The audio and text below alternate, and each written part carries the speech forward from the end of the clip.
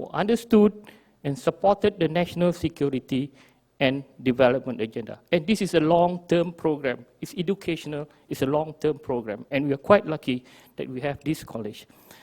Malaya, and later Malaysia, benefited from these two structural advantages left by the British. The country went on to proceed with its development plan in the 60s and 70s. Now, as I've said, as the insurgency threat continued to recede in the 80s, Casban agenda began to be less prominent.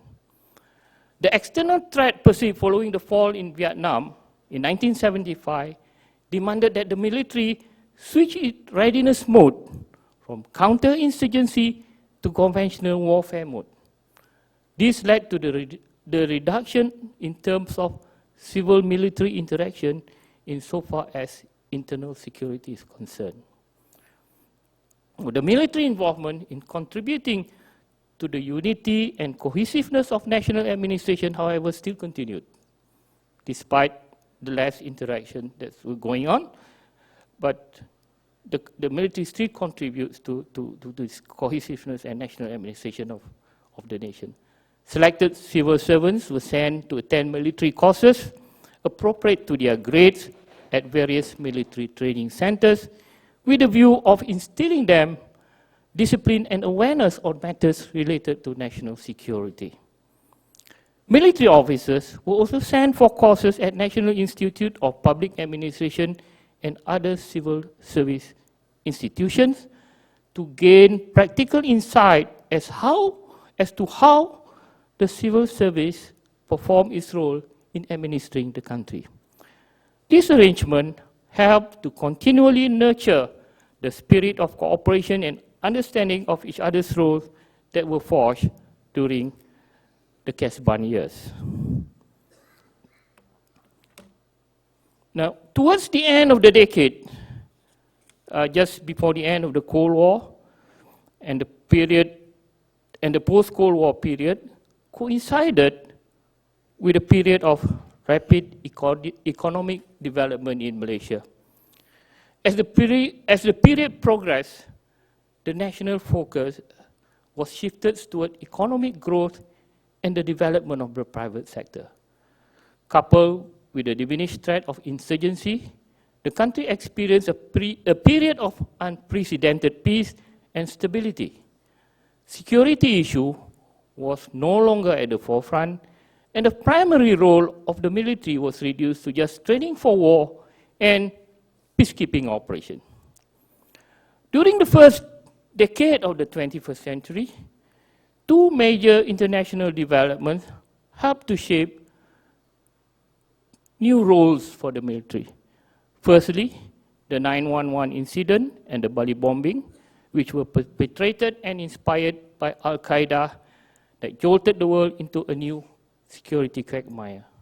And secondly, the 2003 tsunami and a host of natural disasters that invaded the region, which pushed the military to assume new responsibilities. The situation compelled the military to prepare themselves and to assume two new roles, which were non-traditional in nature: anti-terrorist operation and humanitarian and disaster relief operation, where the military was expected to play key supporting roles to civilian agencies, the police, the civil defense authorities, and other government agencies at various levels of administration. And at about the same time, the country also noticed that among the younger generation, especially those who were born in the post-insurgency period, that the importance of security, national unity, and community values were dwindling. This could have been due to the period of relative peace and prosperity that the country enjoyed, which had been taken for granted. To address this issue, a national service program was introduced. Now, Malaysian National Service Program is different from other national service programs in that the focus of the training is not purely military, but more towards nation-building effort. In fact, at the beginning, the parents even refused to allow their children to take up weapons training. And eventually, the government managed to persuade them weapons training is just part of the discipline training. So although the training has all the trappings of a military training, non-military elements were incorporated and made up the majority of the curriculum.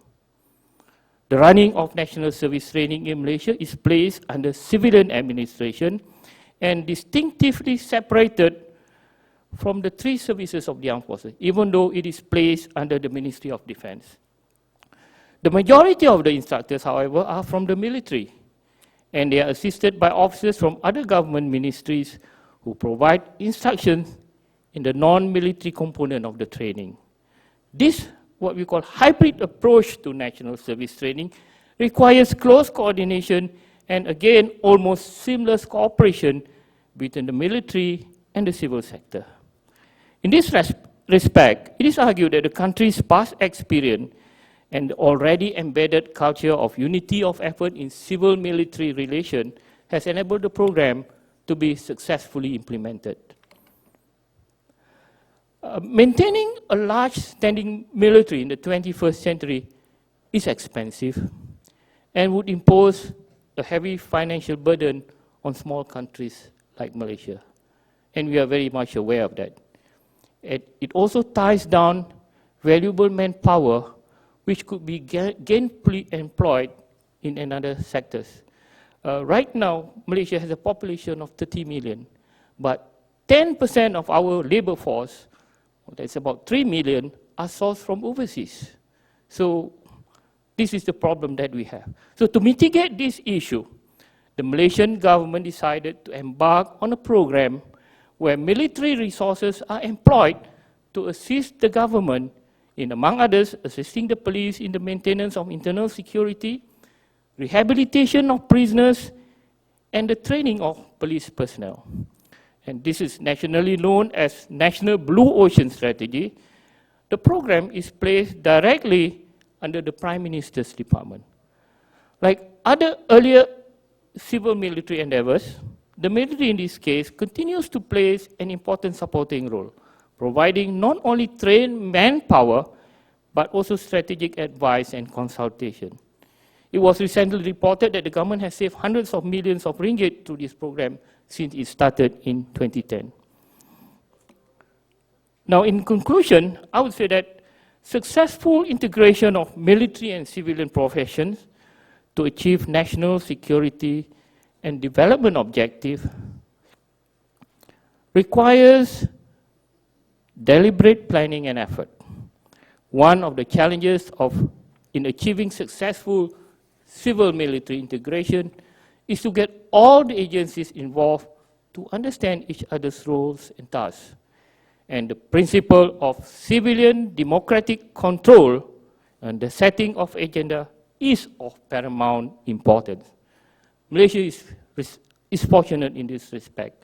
The necessary government structure and culture that contribute to this success was already in place since its pre-independent days. As Malaysia's experience demonstrates, national objectives and priority changes according to situation, and thus the degree of interaction and cooperation needed between the military and the civil agencies.